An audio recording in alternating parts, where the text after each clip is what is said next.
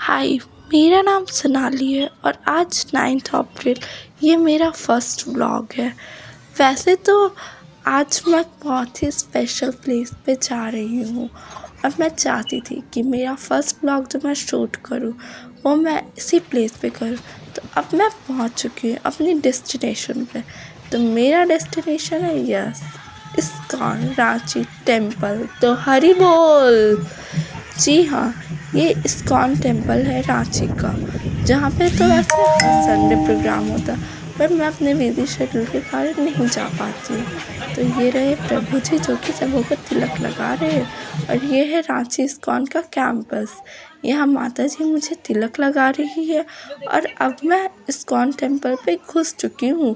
तो हरे कृष्णा कृष्णा कृष्णा हरे हरे, हरे राम राम राम हरे हरे।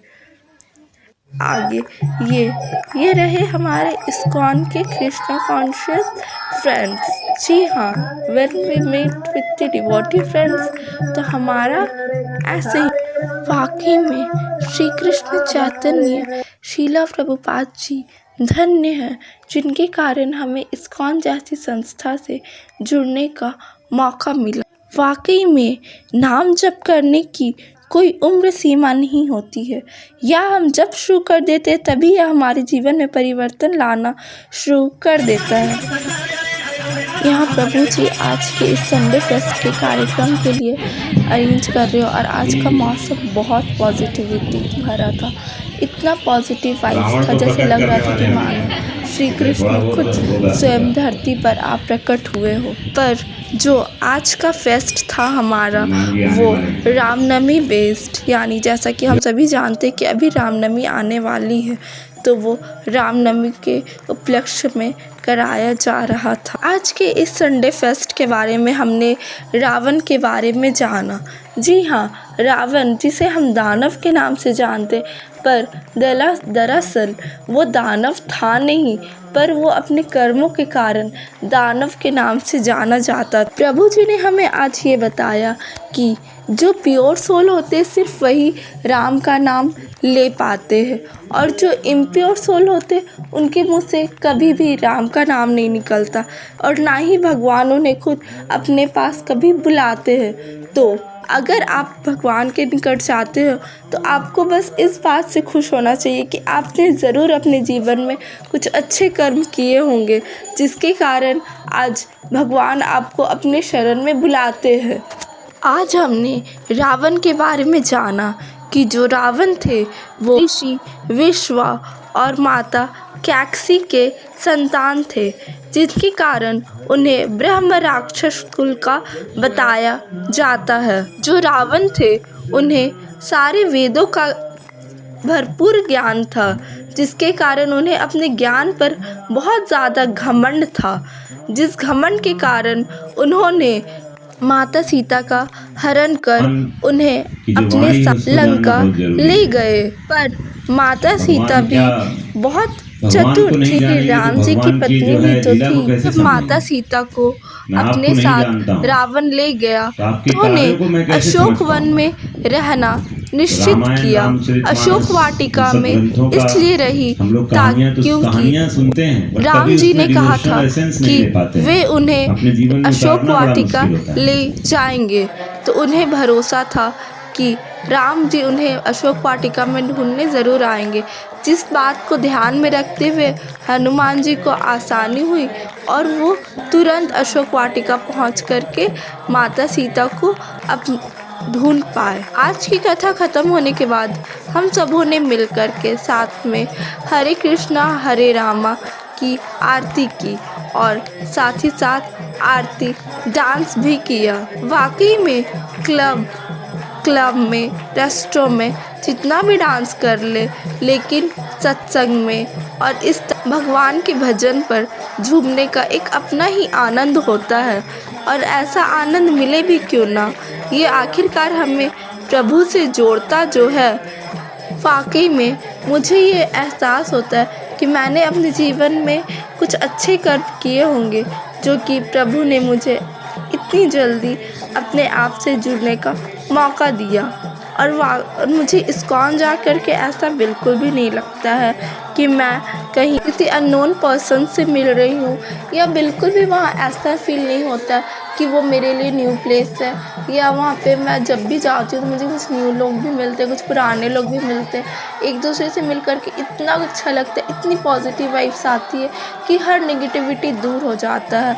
आजकल के टाइम पे लोग बहुत जल्दी डिप्रेस हो जाते हैं, तो खुद को मोटिवेट करने का, खुद को एनर्जेलाइज करने का या खुद को एनर्जेटिक करने का, मुझे नहीं लगता कि ईश्वर से जोड़ने से ज़्यादा अच्छा कुछ भी चीज़ होता है। आफ्टर ऑल भगवान ने हमें ये लाइफ दिया और ये लाइफ भगवान का ही दिया हुआ है, तो जो कुछ भी हम लोग अपने लाइफ में करते वो भगवान के ब्लेसिंग्स के साथ ही करते हैं। अगर वो नहीं चाहते तो शायद हम अपने लाइफ में कुछ भी कभी भी नहीं कर पाए।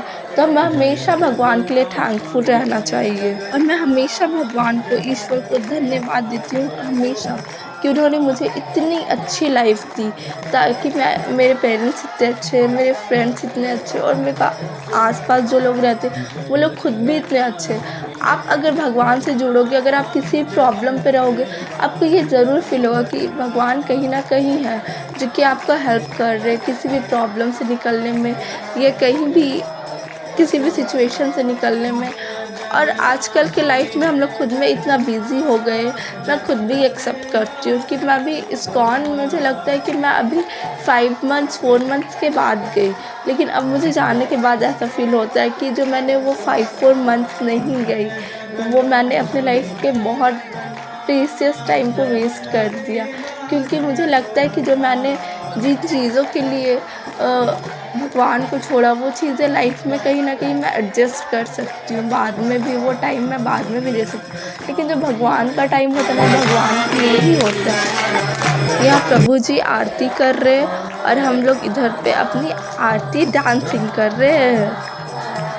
अब मैं लास्ट में बस इतना ही बोलूँगी कि जो रावण का जीवन है वो हमें एक बहुत बड़ी शिक्षा देता है कि हमें अपने शत्रु को कभी भी कमज़ोर नहीं समझना चाहिए, हमें उनसे फ़ाइट करने के लिए हमेशा रेडी रहना चाहिए, और कभी ये नहीं सोचना चाहिए कि वो हमारे से कमज़ोर है, क्योंकि रावण ने यहीं पे गलती कर दी थी। उनकी मिस्टेक बस इतनी थी कि जब वो हनुमान जी आए थे वहाँ पे, तो उन्हें लगा था कि ये तो बस एक वानर है, ये क्या ही कर लेंगे, लेकिन उन्हें ये नहीं पता था कि ये वानर इतने शक्तिशाली और इतने बलवान निकलेंगे कि ये पूरी लंका में आग लगा देंगे।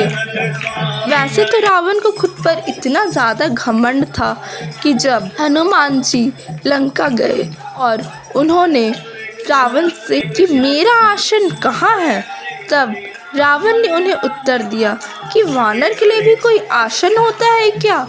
तब हनुमान जी भी बहुत इंटेलिजेंट थे, उन्होंने क्या किया, उन्होंने अभी पूंछ को यूँ गोल गोल गोल गोल गोल गोल घुमाया और फिर रावण से भी ऊंची अपनी गद्दी कर ली।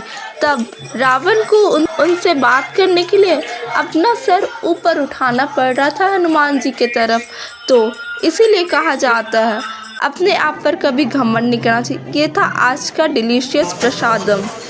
इसके बाद हम आज की प्रिंस सेवा करने की ओर बढ़ चले। जी हाँ, ये होता है इस्कॉन का प्रिंस सेवा। जिस भी बर्तन में प्रसादम बनते हम सब मिल कर के उन बर्तन को क्लीन करते हैं, और फिर इस तरह से इस्कॉन का आज का संडे फेस्ट ख़त्म हो गया। वैसे तो ये वीक में 1 डे होता है, लेकिन ये आपके पूरे वीकेंड को और आपके पूरे वीकडेज़ को इतना इम्पॉर्टेंट और इतना एनर्जेटिक बना देगा कि शायद आप किसी क्लब में भी पार्टी करने जाएंगे तो भी वो आपको, आपके माइंड को इतना रिफ़्रेश नहीं कर सकता। यहाँ पे मैंने और भी माता जी के साथ में मिल कर के सारे बर्तन क्लीन किए, और फिर उसके बाद अपने घर चली आई। वैसे तो मुझे वहाँ जाने का सच में बिल्कुल भी मन नहीं करता है। अब मैं बस श्री कृष्ण से इतना ही प्रे करती हूँ कि वो मुझे हर वीक अपने पास आने का मौका दे, और मेरे हर काम में अपना प्रेजेंस दे, चाहे वो छोटा हो या बड़ा। Because without Krishna my life is incomplete. तो ऐसे था मेरा आज का 8 अप्रैल, ये था 8 अप्रैल संडे का वीडियो। तो ये है इस्कॉन टेम्पल और यहाँ पे हरे कृष्णा कृष्णा कृष्णा हरे हरे, हरे राम राम राम हरे हरे। बाय।